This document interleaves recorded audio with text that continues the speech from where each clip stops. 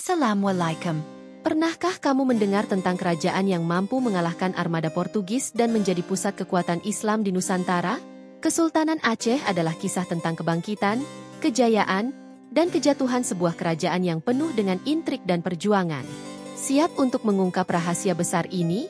Yuk, kita mulai perjalanan epik ini.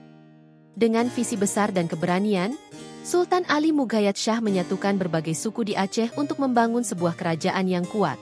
Sultan Ali Mughayat Shah lahir pada tahun 1473 dan wafat pada tahun 1530 di usia 57 tahun.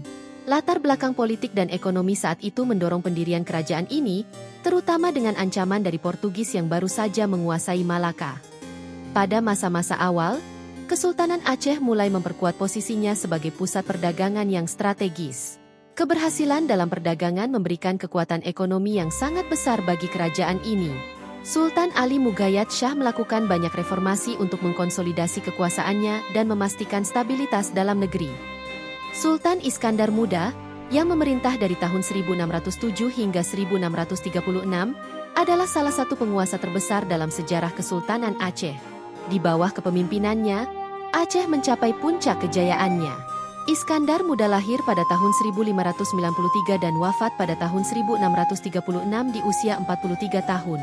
Iskandar Muda tidak hanya memperluas wilayah kekuasaan Aceh, tetapi juga memperkuat angkatan lautnya sehingga mampu mengalahkan armada Portugis dan Belanda. Sultan Iskandar Muda juga dikenal sebagai pemimpin yang sangat religius. Ia membangun Masjid Raya Baitur Rahman, yang menjadi simbol kekuatan spiritual dan intelektual Islam di Aceh. Masjid ini tidak hanya berfungsi sebagai tempat ibadah, tetapi juga sebagai pusat pendidikan dan penyebaran Islam. Dengan kekuatan maritim yang kuat, Kesultanan Aceh menjadi pusat perdagangan internasional. Hubungan diplomatik dengan berbagai negara, termasuk Turki Utsmani dan Inggris, semakin memperkuat posisi Aceh di dunia internasional. Keberhasilan dalam perdagangan dan diplomasi membawa kemakmuran bagi kerajaan ini. Namun, kejayaan Aceh tidak lepas dari tantangan. Konflik internal di dalam kesultanan, persaingan antar bangsawan, dan serangan dari Portugis dan Belanda menjadi ujian berat bagi Aceh. Bagaimana Kesultanan Aceh menghadapi ancaman ini? Inilah kisah perjuangan mereka. Setelah wafatnya Sultan Iskandar Muda, Kesultanan Aceh mulai mengalami masa-masa penurunan.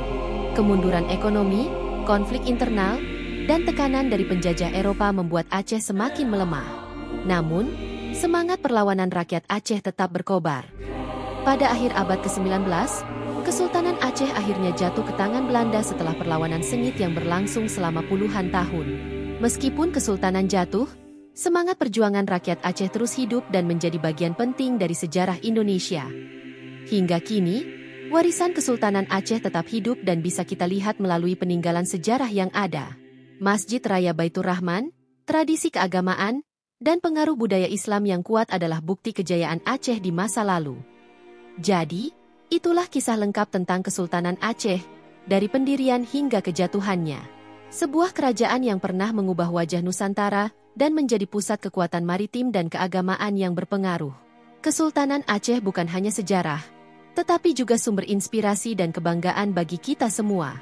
Jika kamu tertarik dengan sejarah Islam di Indonesia, jangan lupa like, share, dan subscribe untuk video menarik. Assalamualaikum.